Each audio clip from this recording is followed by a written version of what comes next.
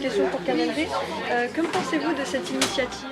Eh ben, je trouve que c'est une très très bonne initiative. C'est vraiment une très bonne chose et le compost. Pourquoi avez-vous pris un composteur aujourd'hui? Parce que j'ai un jardin et que je suis sensible au développement durable et j'ai envie d'être une bonne citoyenne. Voilà. Et que pensez-vous de cette initiative? Je trouve que c'est formidable. Il faut encourager justement les gens à faire des actions comme ça et on a besoin que les mairies elles soient proactives pour nous aider à prendre de nouvelles décisions. Ce 28 septembre, l'agglomération dracénoise a organisé une distribution de composteurs à la Motte. Les habitants se sont déplacés après s'être inscrits auprès de leur commune ou de l'agglomération.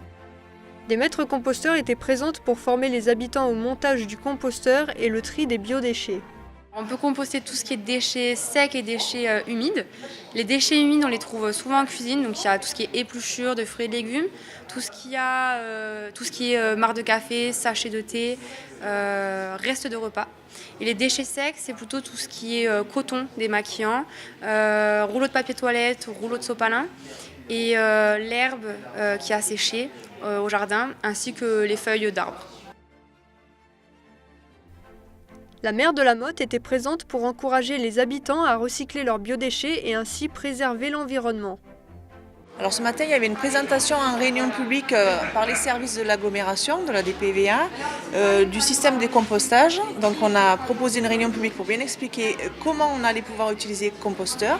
Et les gens qui se sont préinscrits se voient remettre aujourd'hui, en contrepartie de 10 €, un composteur et puis un petit bac à déchets pour mettre à l'intérieur de la maison. Donc c'est un bel enjeu pour la Dracénie de mieux expliquer le compostage parce que les gens l'utilisent déjà depuis des années, puisqu'on est en ruralité, on a l'habitude, mais pas forcément de manière tout à fait efficace. Et donc là, c'était perfectible, on a une vraie explication très pédagogique sur comment utiliser ces composteurs. Cette initiative se déroulera dans les 23 communes dracénoises. Sophie Dufour, en charge de la gestion et de la valorisation des déchets, nous explique cette alternative écologique en 3 axes. Au niveau national, il faut comprendre que donc, vous avez des contraintes effectivement réglementaires.